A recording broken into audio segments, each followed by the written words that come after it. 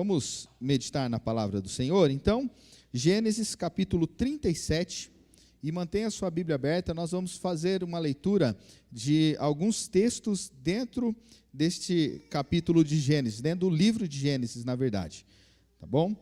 Então, Gênesis capítulo 37, versículos 1 a 4, como nós já temos falado nos últimos domingos, estamos em meio a uma série de pregações intitulada Sombras da Graça, onde nós buscamos entender, através do Antigo Testamento, como que essas histórias antigas, de milhares de anos antes de Jesus Cristo, têm revelado, de fato, o Messias esperado, têm revelado a Jesus Cristo. E nas últimas semanas nós temos falado sempre de algumas situações que revelam esta presença maravilhosa de Jesus, revelam e apresentam Jesus a todo o povo, de uma maneira figurada e que tem o seu ápice quando vem Jesus Cristo e quando Ele dá a vida por nós na cruz do Calvário. Hoje nós não vamos ver apenas uma situação, mas nós vamos ver uma vida inteira que aponta para Jesus Cristo, que aponta para o sacrifício de Jesus. Acredito que a maioria dos irmãos aqui devem conhecer a história de José do Egito. Se você não conhece, talvez você já tenha visto pelo menos na novela da Record, mas se não viu na novela da Record, até a Disney lançou, né, um desenho há um tempo atrás, se eu não me engano, chama Príncipe do Egito, né? E ali conta a história de José. Não é o Príncipe do Egito? É sim, né? Eu acho que é sim, Príncipe do Egito, se eu não me engano. Hã? Então, pode ser, posso estar confuso aqui. Vamos voltar para a novela da Record, então. Brincadeira, irmãos, não voltemos para a novela da Record. Vamos voltar para a palavra de Deus? É melhor, né? Então vamos lá, todo mundo já abriu aí Gênesis capítulo 37, e conforme eu for falando aqui, vocês vão folheando e a gente vai lendo junto, tá bom? São alguns textos aqui que vai sintetizar um pouco da história de José. José, a história dele começa aqui para nós no capítulo 37, e até chegar ao capítulo 50, tem muita história dele, né? Então eu pincelei alguns versículos aí para nós entendermos um pouquinho da história, e depois, durante a pregação, nós vamos aprofundando um pouco mais. 37, 1 a 4, diz assim: Habitou Jacó na terra das peregrinações de seu pai, na terra de Canaã. Esta é a história de Jacó. Tendo José 17 anos, apacentava os rebanhos com seus irmãos, sendo ainda jovem. Acompanhava os filhos de Bila, os filhos de Zilpa, mulheres de seu pai, e trazia más notícias deles a seu pai. Ora, Israel amava mais a José do que a todos os seus filhos, porque era filho da sua velhice, e fez-lhe uma túnica talar de mangas compridas. Vendo, pois, seus irmãos que o pai o amava mais que a todos os outros filhos, odiaram-no e já não lhe podiam falar pacificamente. Versículo 26 desse capítulo. Então disse Judá a seus irmãos: De que nos aproveita matar o nosso irmão e esconder-lhe o sangue? Vinde, vendamo-los aos ismaelitas. Não ponhamos sobre ele a mão, pois é nosso irmão e nossa carne. Seus irmãos concordaram, e passando os mercadores midianitas, os irmãos de José o alçaram e o tiraram da cisterna, e o venderam por 20 siclos de prata aos ismaelitas. Estes levaram José ao Egito. Versículo 36. Entre mentes, os midianitas venderam José no Egito a Potifar, oficial do faraó e comandante da guarda. Agora nós vamos ler capítulo 39, a partir do 17. Então lhe falou segundo as mesmas palavras e disse: O servo hebreu que nos trouxe veio ter contigo para insultar-me. Quando, porém, levantei a voz e gritei, ele, deixando as vestes ao meu lado, fugiu para fora. Tendo o Senhor ouvido as palavras da sua mulher, como lhe tinha dito, desta maneira me fez o teu servo. Então se lhe acendeu a ira. E o Senhor de José tomou e o lançou no cárcere, no lugar onde os presos do rei estavam encarcerados. Ali ficou ele na prisão. Agora, nós vamos para o capítulo 41, versículo 12 Achava-se conosco um jovem hebreu, servo do comandante da guarda. Contamos-lhe os nossos sonhos e ele nos interpretou, a cada um segundo o seu sonho. E como nos interpretou, assim mesmo se deu. Eu fui restituído ao meu cargo e o outro foi enforcado. Versículo 37. O conselho foi agradável a Faraó e a todos os seus oficiais. Disse Faraó aos seus oficiais: acharíamos porventura homem como este, em quem há o Espírito de Deus? Depois disse Faraó a José: visto que Deus te fez saber tudo isto, ninguém há tão ajuizado e sábio como tu. Administrarás a minha casa, e a tua palavra obedecerá todo o meu povo. Somente no trono eu serei maior que tu. Disse mais Faraó a José: vês que te faço autoridade sobre toda a terra do Egito. Agora, nós vamos lá para o capítulo 45, a partir do versículo 4. 45, 4. Disse José a seus irmãos: agora chegai-vos a mim. E chegaram-se. Então disse: eu sou José, vosso irmão, a quem vendestes para o Egito. Agora, pois, não vos entristeçais, nem vos irriteis contra vós mesmos, por me haverdes vendido para aqui. Porque para a conservação da vida, Deus me enviou adiante de vós. Porque já houve 2 anos de fome na terra, e ainda restam 5 anos em que não haverá lavoura nem colheita. Deus me enviou adiante de vós para conservar vossa sucessão na terra e para vos preservar a vida por um grande livramento.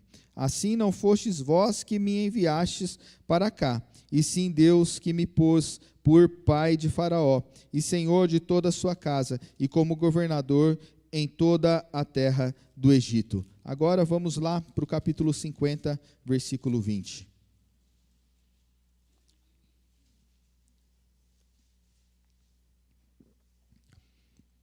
Vós, na verdade, intentastes o mal contra mim, porém Deus o tornou em bem, para fazer como vedes agora, que se conserve muita gente em vida. Até aí.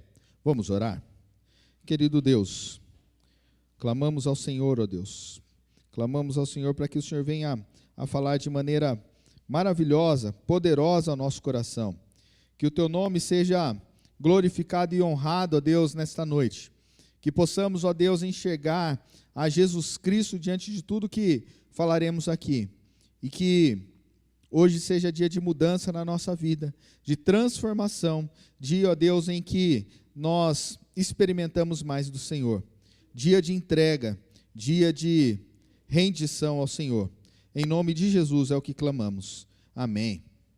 Muito bem, queridos, essa história ela começa com um casaco colorido, uma túnica talar de mangas, né? Uma roupa muito bonita.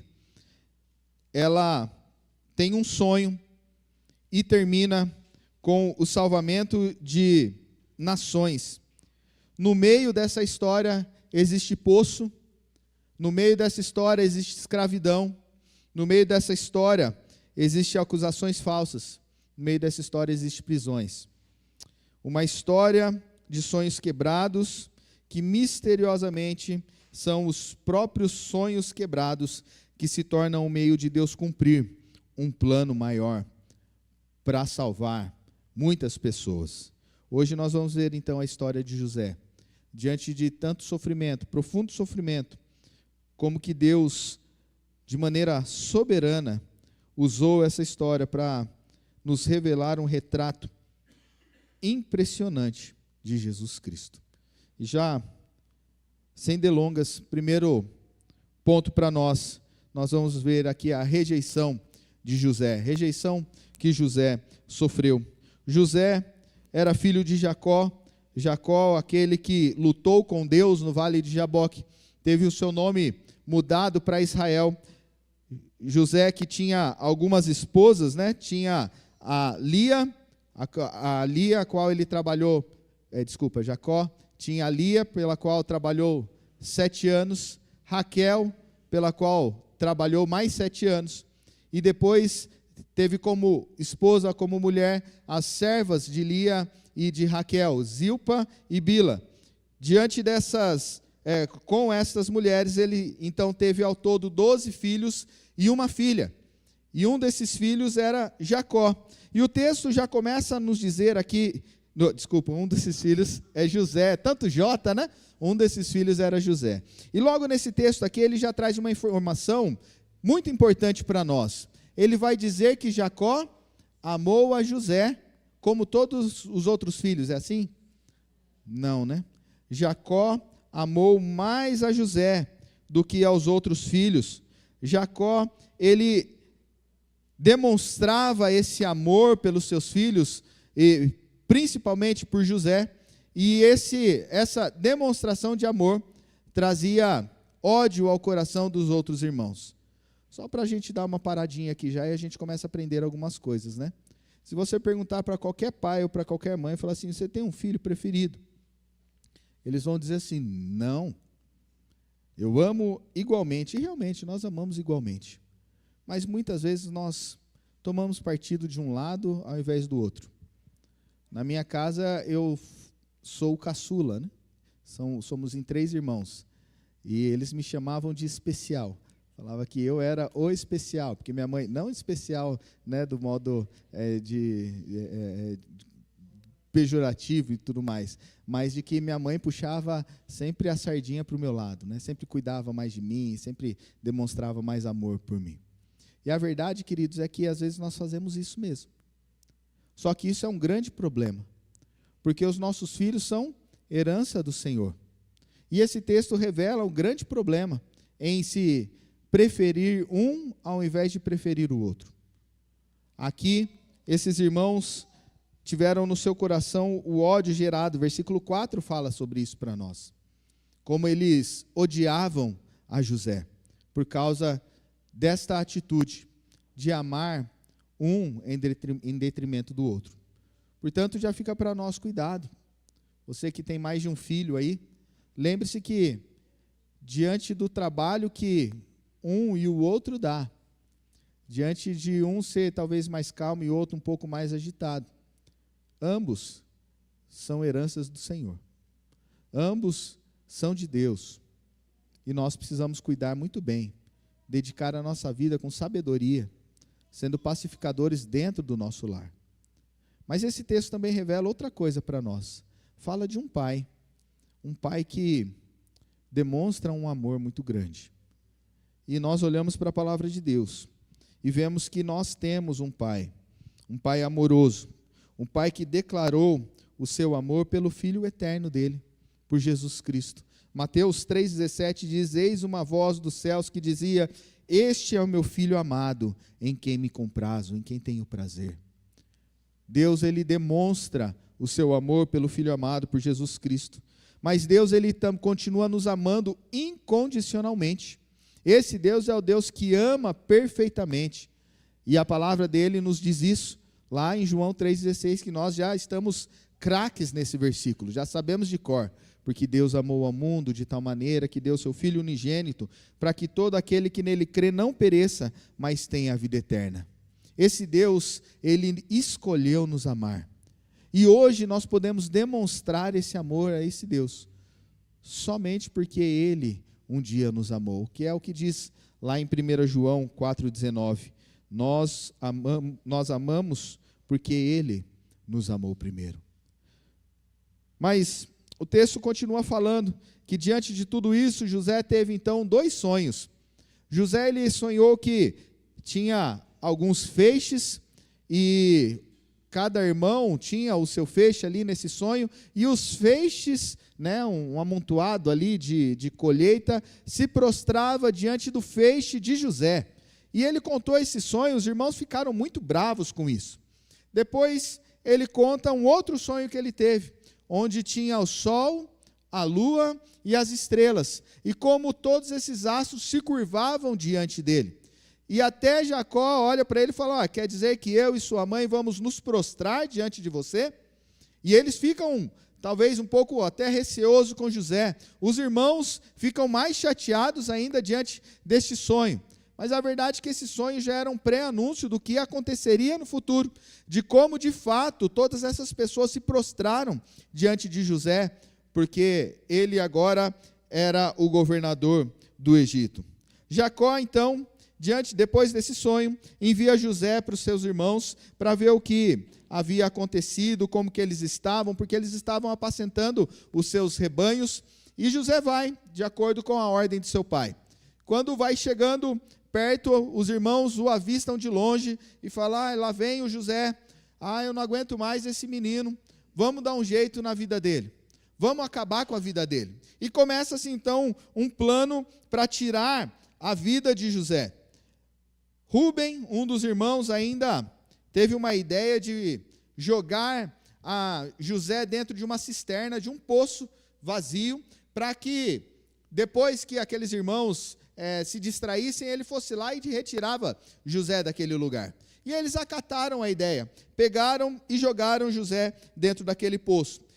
Dentro do poço, Judá, dos irmãos, outro irmão, olha de longe, vê uma caravana dos midianitas passando e tem a ideia, não vamos matá-lo, não vamos deixar ele aqui na cisterna, vamos vendê-lo para aquelas pessoas.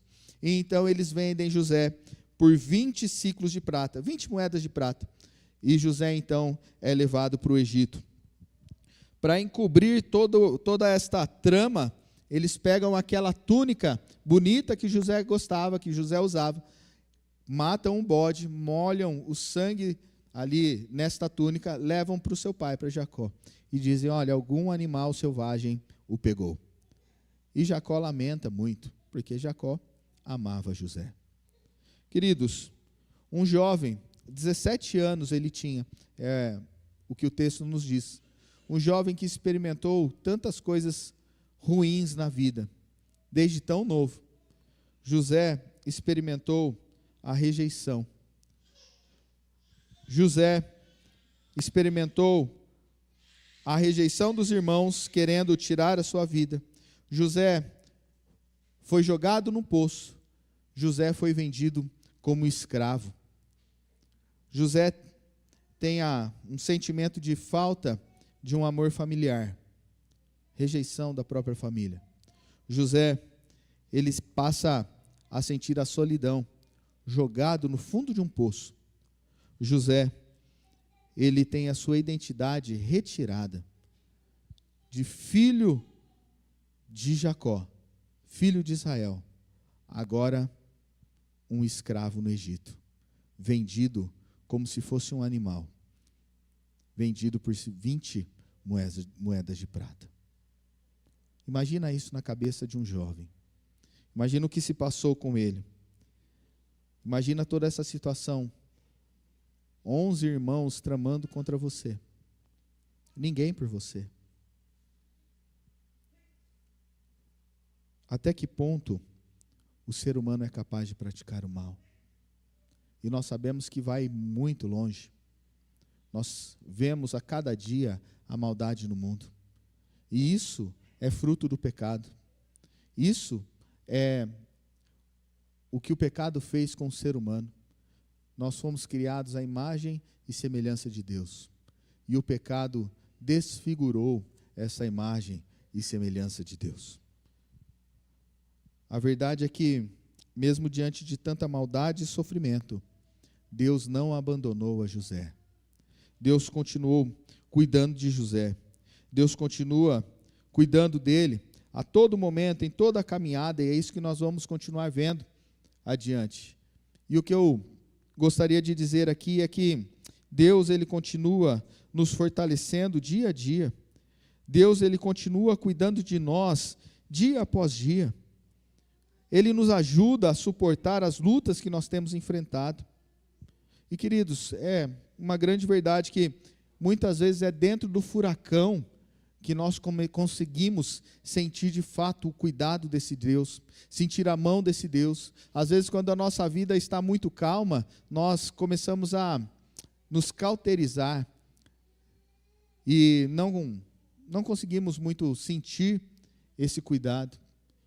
E quando passamos por dificuldades, esse Deus está lá conosco. Esse Deus está nos ajudando. Por isso, tenha em mente que Deus está cuidando de você. Deus cuida a todo momento. Mesmo que você tenha passado pelas mesmas coisas que José passou. Mesmo que você já tenha sentido esta falta de amor familiar. Talvez a sua família não tenha demonstrado o amor, mas Deus te chama para fazer parte de uma grande família, onde Ele é o Pai perfeito, onde Ele ama de maneira perfeita, onde podemos experimentar desse amor dia após dia. Não sei se talvez a sua situação seja como a que ele passou ali, no fundo de um poço. Talvez você esteja nesse poço, talvez você já tenha passado nesse poço. Talvez a solidão esteja apertando no coração, mas tenha certeza que esse Deus está com você até dentro desse poço. Deus está pronto para te ajudar. Deus está pronto para te tirar ali no momento certo. E saiba que a sua identidade não está atrelada ao que dizem de você, ao que fazem com você.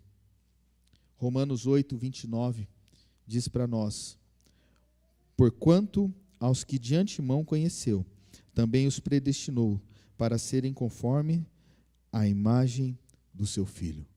Nossa identidade está no Senhor. Pode ser que queiram nos levar para tão longe. Pode ser que nos façam de escravos. Ainda assim, a nossa identidade está em Deus. Mas em segundo lugar, nós começamos a ver aqui ainda muitas lutas caminhando para a vitória, caminhando para uma transformação na vida de José. Está muito claro nesse texto que tudo que José passa está no controle de Deus, que mesmo em meio às dificuldades, Deus continua abençoando José, mesmo em meio às dificuldades, Deus continua fortalecendo, e os versículos 2 e 3 diz que José agora é vendido como escravo. Ele está na casa de Potifar. José está ali, vivendo como um escravo naquele lugar. E esses versículos vai dizer que, mesmo como escravo, José prosperava na casa de Potifar. Que mesmo na situação que ele estava passando, vendido como escravo naquele lugar, numa terra estranha, Deus o abençoava. Quando se fala em prosperidade, não pense aqui em dinheiro, tá? Não é isso. Ele não está juntando riquezas ali. Mas o que o texto está nos dizendo é que o que José fazia era bem sucedido. As coisas que ele fazia davam certo, a ponto de Potifar olhar para José, diante de todas essas coisas que ele fazia, e o chama para ser o seu assistente pessoal. Agora, na casa de José, de Potifar, quem manda é José. Abaixo de Potifar é José. Ele administra todo aquele lugar. José tinha autoridade sobre tudo dentro da casa e administrava com excelência. Queridos, na quarta-feira, nós estudamos aqui mais um dos pecados aceitáveis. Esse aqui foi meio difícil de se estudar, né? Porque nós somos confrontados. A gente falou sobre a preguiça. E uma das características da preguiça é fazer as coisas, o trabalho, de maneira relaxada. E nós olhamos aqui para José e vemos que ele não fazia as coisas de maneira relaxada, pelo contrário. Ele fazia as coisas de maneira excelente, a ponto de Potifar olhar e ver que Deus era com ele, diante das coisas que ele fazia. José não estava pregando para Potifar. José estava fazendo o que Deus esperava que ele fizesse. Trabalho com excelência. É importante nós pensarmos, queridos, que trabalho não é maldição para nós. Trabalho é bênção na nossa vida. A palavra de Deus nos fala sobre isso. Salmo 128, 2: do trabalho das tuas mãos comerás, feliz serás, e tudo te irá bem. Colossenses 3, 23: tudo quanto fizerdes, fazei-o de todo o coração, como para o Senhor, não para homens. José fazia para o Senhor, oferecia o melhor. Pense que ele podia fazer de qualquer jeito aquelas coisas, não é? Longe de casa, vendido como escravo, não precisava responder para ninguém, né? Não precisava manter ali um padrão, ele podia muito bem fazer as coisas de qualquer jeito, mas José fazia as coisas com excelência para Deus. Seja assim também. Faça tudo que derem na sua mão, com excelência. Queridos, e aí acontece outra coisa. Um outro problema agora dentro da casa. José está dentro daquele lugar, prosperando ali. Tudo que ele coloca a mão é abençoado. José é um homem de boa aparência.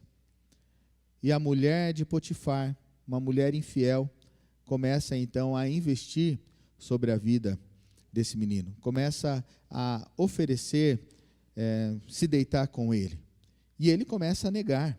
E o texto diz que ela fazia isso todo dia. Todo dia ela se oferecia para José. E ele negava. E confesso que eu sempre, ao ler esse texto, me perguntei, por que ele não fez isso? Como eu já disse, ele não tinha família ali perto, não tinha ninguém ali. Talvez se ele se rendesse aos encantos dessa mulher, as coisas poderiam até ficar mais fáceis ainda para ele dentro daquela casa. Por que então ele não se rende a ela?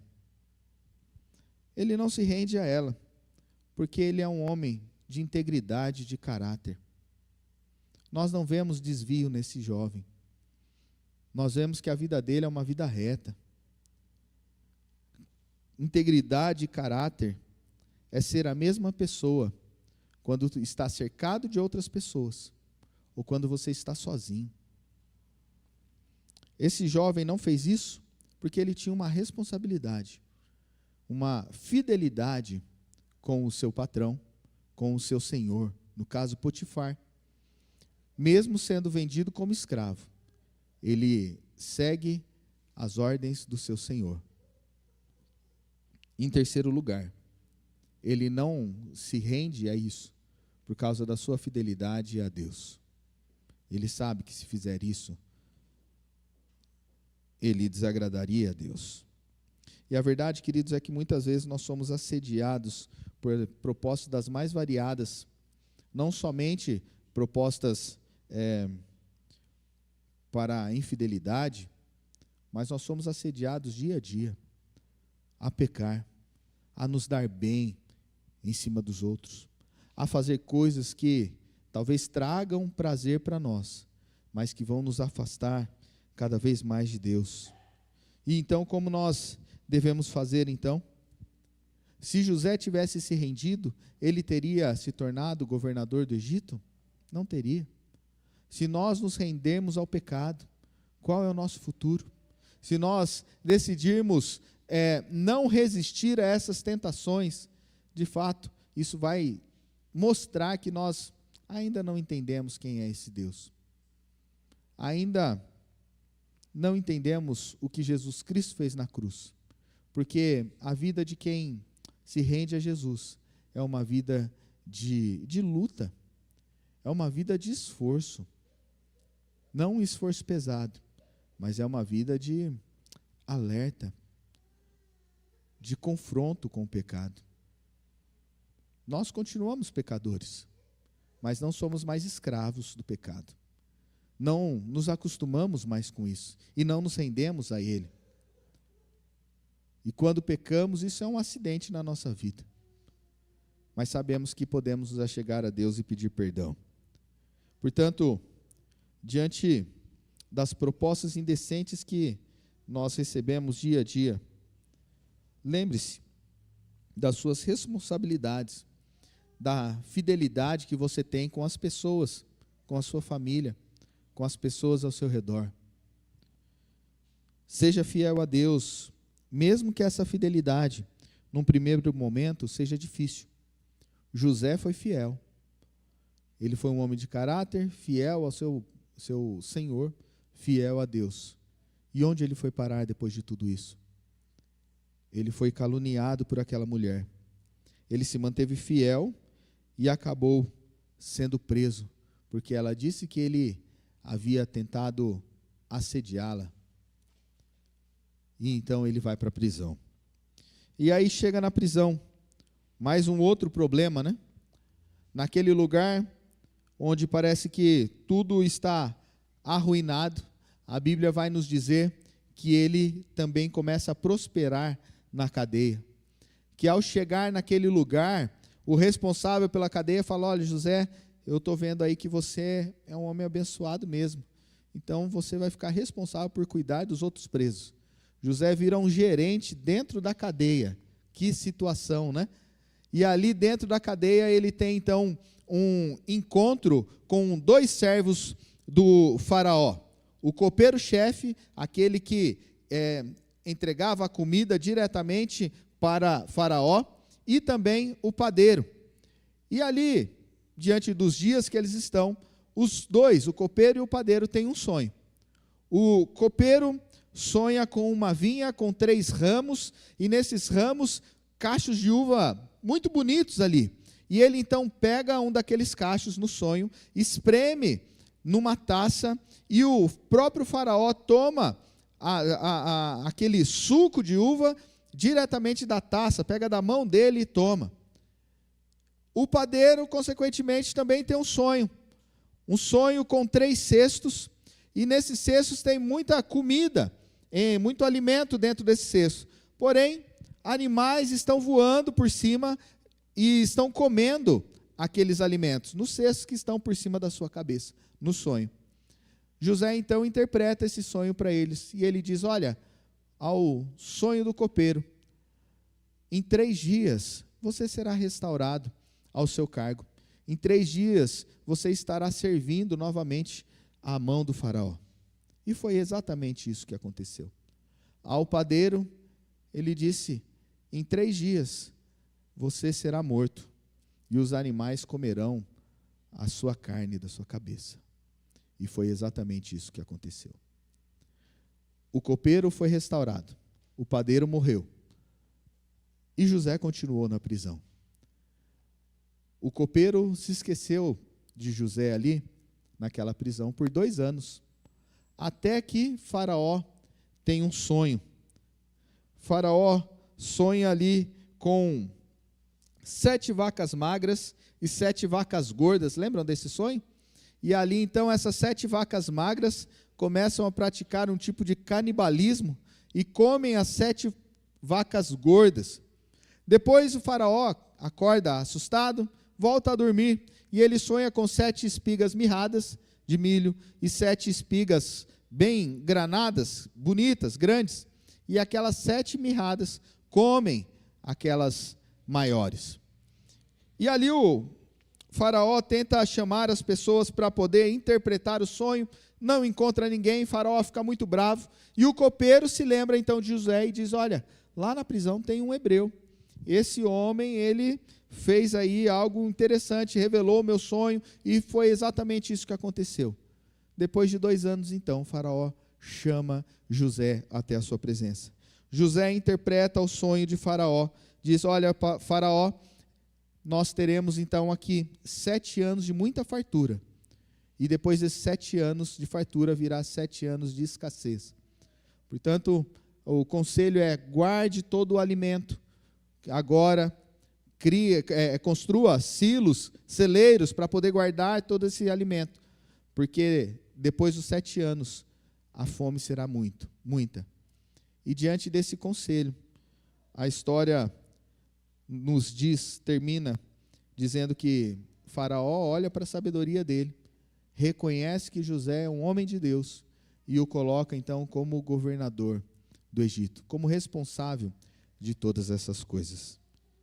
Depois de tanta luta, depois de ser vendido como escravo, ser caluniado pela esposa de Potifar, parar numa prisão, agora chegou a hora de José ser exaltado. Chegou a hora de José ser o governador do Egito. Tudo tem o tempo de Deus. Por mais que o tempo demore, Deus continua no controle de todas as coisas. Isaías 64:4, um texto maravilhoso, nos lembra sobre isso. Porque desde a antiguidade não se ouviu, nem com o ouvido se percebeu, nem com os olhos se viu, Deus, além de ti, que trabalha para aquele que nele espera. Queridos, às vezes nós estamos passando por situações tão difíceis, situações complicadas, onde não vemos a saída. Mas Deus, Ele continua trabalhando. O mesmo Deus que exaltou José aqui, é o mesmo Deus que cuida de nós. E talvez a nossa vida seja uma vida de lutas mesmo. Talvez a nossa vida seja, como diz aí o dito popular, né? Seja de vender o almoço para poder comprar a janta, né? Talvez seja assim a nossa vida toda. Mas se estamos com Cristo, nós temos a promessa da vitória. E essa vitória não é riqueza terrena, mas essa vitória é a presença plena de Deus. Viver eternamente com esse Deus. Viver servindo a esse Deus eternamente, conhecendo dele eternamente. Um dia seremos exaltados. Um dia estaremos com Cristo na glória celestial.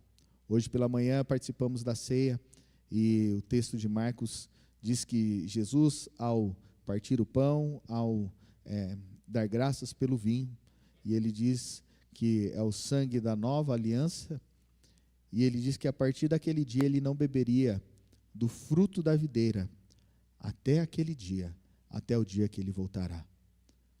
E quando ele voltar, todos nós iremos cear com ele. Que privilégio maravilhoso, irmãos. Um dia, tudo vai acabar. Todo esse sofrimento, toda a luta, toda a lágrima, toda a tristeza. E viveremos eternamente para a glória do nosso Deus. Deus restaurou todas as áreas da vida de José. Até o relacionamento com seus irmãos, onde os irmãos o rejeitaram. Ao invés de rejeição, José perdoou. José, diante da escassez que aquele mundo estava vivendo, José perdoou seus irmãos, trouxe seu pai e os irmãos para morarem no Egito, na terra de Gozém. E ali eles então puderam ser supridos. Nós não podemos esquecer do versículo de Gênesis 50, que a gente leu aqui. Vós, na verdade, intentastes o mal contra mim, porém Deus o tornou em bem, para fazer como vedes agora, que se conserve muita gente em vida. Deus está no controle de todas as coisas, creia nisso. Mas ainda, nós vemos como é a proposta da nossa série. A vida de José é uma sombra da vida de Jesus. Talvez diante de tudo isso que nós fomos falando, você foi já linkando com a vida de Jesus Cristo, com tudo que Jesus Cristo fez aqui. E nós vemos que José, ele é o filho amado do seu pai, mas rejeitado pelos irmãos. Do mesmo modo que Jesus é o filho amado de Deus, mas rejeitado pelo próprio povo. Quando Jesus Cristo estava diante de Pilatos, uma multidão diante dele, muitas daquelas pessoas que estavam ali, eram as mesmas que estavam uma semana antes, gritando, Hosana, bendito que vem em nome do Senhor e que é rei de Israel, esperando o Messias como um libertador político, alguém que assumisse o reino ali, que assumisse o reinado, tirasse o povo debaixo da opressão do Império Romano. E agora, na semana seguinte, aquelas mesmas pessoas estão gritando, como diz Lucas 23, 21, crucifica-o, crucifica-o, liberte Barrabás. Jesus foi rejeitado e experimentou tudo isso por nós. Os irmãos de José conspiraram para tirar a vida dele. Os fariseus conspiraram para tirar a vida de Jesus. Retirando-se, pois, os fariseus conspiravam contra ele, sobre como lhe tirariam a vida. Hoje, na escola dominical com os jovens, a Camila estava falando sobre Judas. E um dos textos que foi apresentado é quando Judas se arrepende tem o remorso de ter oferecido e entregado a Jesus, e ele chega ali querendo devolver aquelas moedas, né? E ele diz que ele tinha feito bobagem, porque ele tinha conspirado, tinha entregado sangue inocente. Jesus, o inocente, deu a vida por nós. Os conspiraram contra Jesus. Judá vendeu seu irmão por 20 siclos de prata. Judas traiu Jesus por 30 moedas de prata. Que me quereis dar, e eu vô-lo entregarei? E pagaram-lhe 30 moedas de prata. José sofreu injustamente. Jesus Cristo, o justo, sofreu injustamente pelos injustos. Nenhum de nós merecia isso. Nenhum de nós é merecedor de ser salvo por esse Deus. Tudo isso é graça. Olha o que diz aí Pedro 3,18, 1 Pedro 3,18, pois também Cristo morreu uma única vez pelos pecados, o justo pelos injustos, para conduzir-vos a Deus.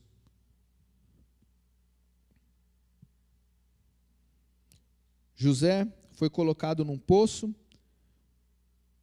e foi exaltado no Egito. Jesus foi colocado morto em um sepulcro, mas saiu vivo daquele sepulcro, exaltado em toda a terra e céu. 1 Coríntios 15, 20. Mas de fato, Cristo ressuscitou dentre os mortos, sendo ele a primícia dos que dormem. José perdoou os seus irmãos e providenciou sustento e refúgio para eles no Egito. Jesus perdoou os nossos pecados, nos sustenta e promete refúgio e descanso eterno nele. Nós já podemos experimentar desse refúgio e descanso agora, queridos. Não é somente no céu, mas agora nós podemos experimentar. Jesus Cristo diz isso para nós: vinde a mim, todos os que estáis cansados e sobrecarregados, e eu vos aliviarei. Na prática, para nós, queridos, hoje, você se sente em um poço de solidão, traição ou desespero? Essa história de José, ela nos mostra que Deus, ele é soberano, mesmo em meio a um poço, mesmo dentro do poço, ele continua soberano. Ele não abandonou José e não nos abandona. O mesmo Deus que transformou a cruz, um instrumento de maldição, em fonte de salvação, ele pode transformar o seu poço também. Creia nisso. Você guarda a mágoa de alguém que o feriu? Os irmãos de José, ao chegar até José, esperavam vingança. Achavam que José ia acabar com eles. Inclusive, quando Jacó morre, a preocupação deles é essa: olha, agora nosso pai morreu, e não tem nada que impeça de José acabar conosco. Mas José perdoou. José não guardou nada. Eu ouvi, acho que foi num encontro que nós fomos, agora recentemente, no encontro da família, o pastor falando sobre perdão, e ele falava o que é perdoar. E ele exemplificou como uma grande cicatriz, uma cicatriz de queimadura. No momento que acontece, ela dói muito. Mas quando ela é tratada, ela deixa de doer. Mas ela continua ali, né? Você vai olhar para ela, você vai ver a cicatriz. Mas quando você encosta nela, você não sente mais dor. Perdoar é isso, queridos. Não acho que perdoar é esquecer e vamos, olha, agora sumiu da minha mente isso. Nada disso. Mas perdoar é curar a ferida que está aberta. Perdoar não é sentimento. Perdoar é decisão. Deus, ele nos manda perdoar. Jesus Cristo, ele condiciona o perdão dos nossos pecados do mesmo jeito que nós perdoamos aos que nos ofendem, quando Jesus fala ali na oração dominical, no Pai Nosso. Portanto, perdoe. José perdoou, e a mágoa acabou. José entendeu o plano de Deus diante de tudo isso. José entendeu sobre a soberania de Deus. A vida raramente faz sentido no momento. Para José, anos de escravidão e prisão não faziam sentido, mas havia um plano maior. Eu não sei o que você passa, não sei as suas lutas, não sei o sofrimento que às vezes você tem enfrentado, mas saiba que tudo está debaixo da mão de Deus, do cuidado de Deus, e Ele continua cuidando de todas essas coisas. Hoje, do mesmo modo que os irmãos de José estavam com fome, e eles se curvaram diante de José ali para sobreviver, hoje há uma fome maior no mundo, uma fome de significado, de perdão de Deus. E há um Salvador que foi rejeitado por muitos, mas exaltado por Deus. Ele, Jesus, é a provisão para a sua fome. E hoje esse Jesus se revela a você. Hoje Ele está diante de nós. E diante dEle, que a gente possa reconhecer Ele como nosso Salvador, como nosso Senhor. Hoje é dia de mudança, irmãos. A palavra de Deus, ela revela esse Jesus. Ela mostra esse Jesus o tempo todo para nós. E esse Jesus é o que está vivo, é o que transforma, é o que restaura. A promessa para nós não é uma vida fácil. A promessa para nós, para seguir a Jesus, não é que tudo vai ser lindo, maravilhoso. Mas a promessa é que eis que estou convosco todos os dias até a consumação dos séculos. E podemos experimentar dessa presença até quando nós estamos dentro de um poço, até quando estamos em uma situação de escravidão, até quando nós estamos em prisão. No momento certo, Deus nos livrará, Deus nos exaltará, Deus está conosco. Se renda a Ele, busque esse Deus.